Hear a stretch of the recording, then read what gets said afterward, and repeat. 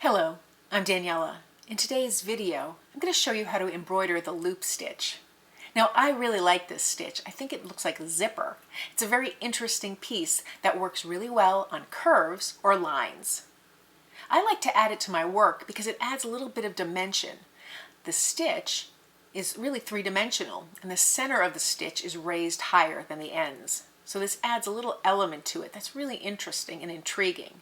And it's a beautiful stitch for working on seams. So let's get started. Let me show you how I make the loop stitch. So here's an example in brown of the loop stitch. It's another interesting stitch that adds texture with this little line of intersecting stitches through the center. The way you do that, though, is only stitching on the outer portions. I can't wait to show you how to do this one. So for this one, I use two lines here.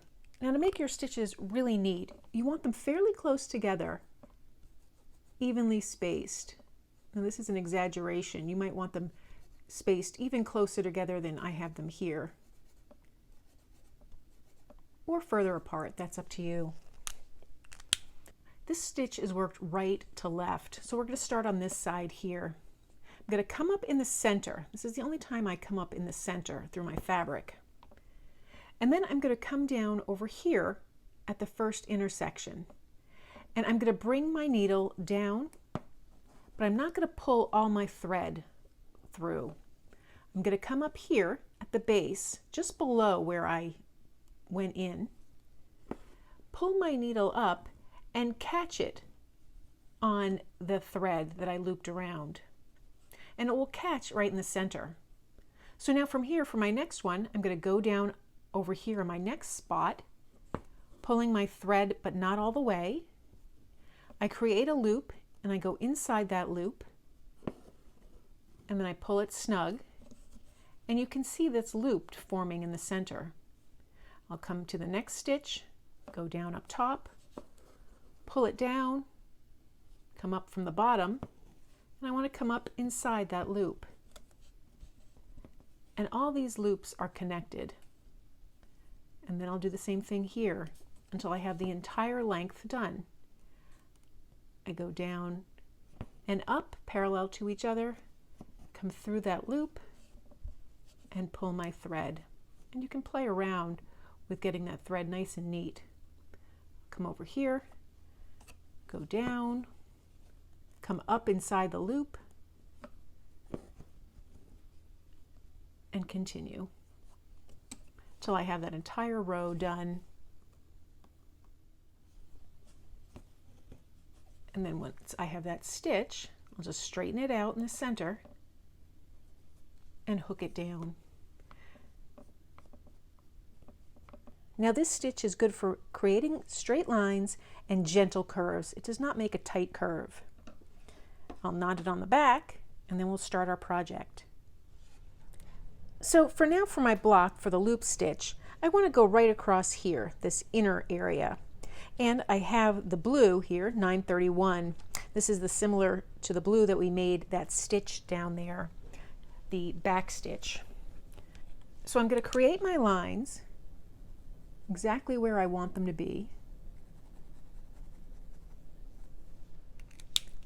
And again, I start with my stitch right in the center. So I come up here in the middle. And now, just to make my stitches nice and neat, I'll mark them off.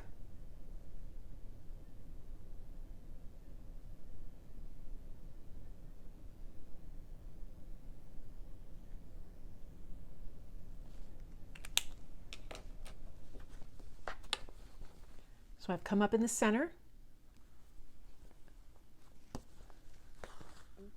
going up at the top, keeping that loop open, and then coming down just beneath it.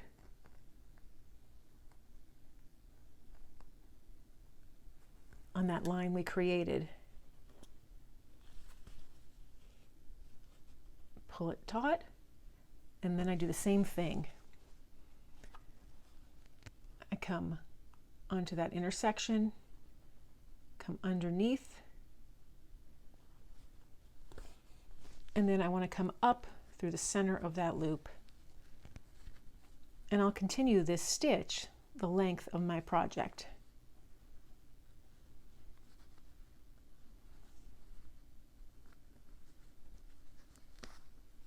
Come up through that loop. So this is how I have the loop stitch, and the piece is really starting to come together. I just have 4 more open areas to add stitching for the seams. Then I could decide if I want to add stitches inside the blocks. So that's how I stitch the loop stitch and add it to use in my quilt block. So this quilt block is really starting to come together. I think all the combined elements and colors and textures, well, it's very exciting to see, and I'm really enjoying the process of seeing it come alive.